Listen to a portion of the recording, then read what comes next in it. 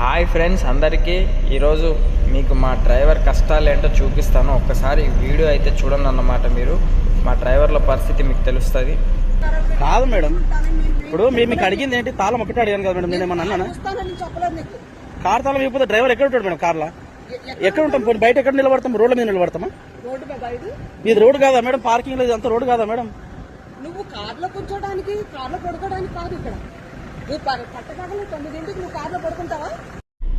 ఏంటి కార్లో పడుకుంటావా అని అడిగావా? మరి కార్లో పడుకోకపోతే రోడ్డు మీద పడుకోమంటావా? నీ కోసం, నీ ఫ్యామిలీ కోసం 600-700 కిలోమీటర్లు ఫ్యామిలీని వదిలేసి నీ రాత్రనక పగలనక కష్టపడి బండి తోలి వస్తే డ్రైవరు రెస్ట్ తీసుకోవడానికి మరి రోడ్డు మీద పడుకోమంటావా డ్రైవర్ని చెప్పు.